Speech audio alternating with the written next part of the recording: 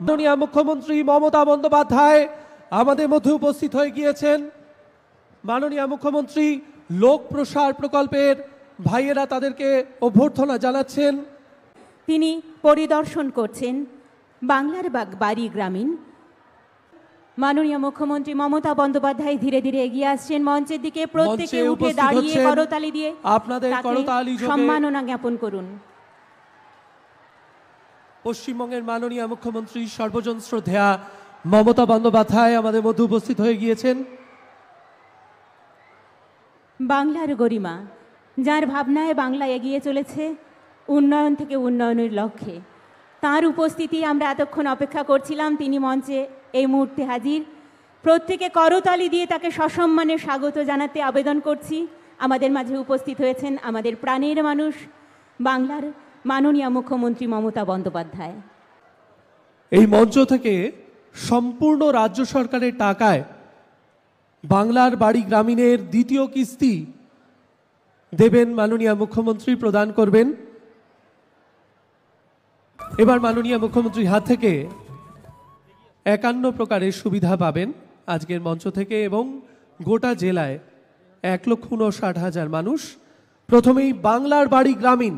বাংলার বাড়ি গ্রামীণ গরিব মানুষের মাথার ছাদ সম্পূর্ণ রাজ্য সরকারের তহবিল থেকে এই দ্বিতীয় কিস্তি দেওয়া হচ্ছে। বাংলার বাড়ি গ্রামীণ, বাংলার বাড়ি গ্রামীণ।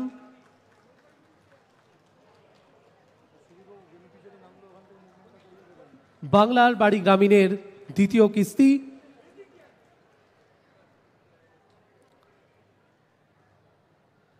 আমরা গৌরবান্বিত।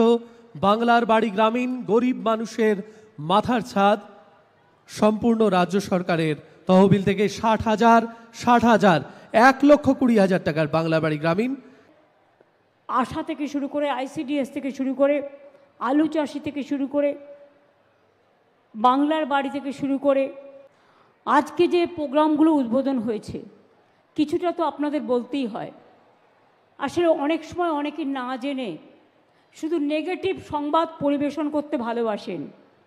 এই যে আজকে কতগুলো উদ্বোধন হলো, আজকে ধরুন প্রায় 12 লক্ষ মানুষকে আমরা বাংলার বাড়ি প্রকল্পে আগে 50% দিয়েছিলাম, বলেছিলাম মে মাসের মধ্যে আরও 50% দেবো। আজকে কিন্তু কমপ্লিট করে দেওয়া হলো। আমরা কথা দিলে কথা রাখি। এবং আরও 16 লক্ষ যারা লিস্টে আছেন তারা আগামী ডিসেম্বর মাসে প্রথম ফেজ পাবেন এবং মে মাসে সেকেন্ড ফেজ পাবেন। তাহলে কত হলো? 12 লক্ষ আর 16 লক্ষ 28 লক্ষ হলো। আগে 47 লক্ষ করেছি। এবং তারপরে আমি বলি, এই দেখুন মেয়েরা বলছে আমরা পাই, কই ওদের দিকে একটু তাকিয়ে দেখছেন না তো? ওরাই তো আমাদের ভবিষ্যৎ।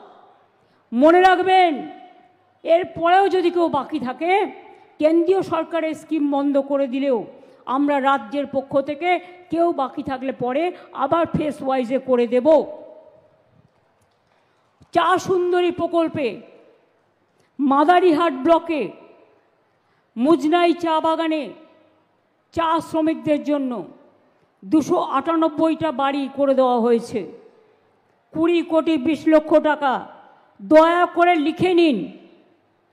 আলিপুরদুয়ার পৌরসভায় 3টি বক্স কালভার্ট সহ বক্সা ফিডার রোডের মান উন্নয়ন 9 কোটি 31 লক্ষ টাকা।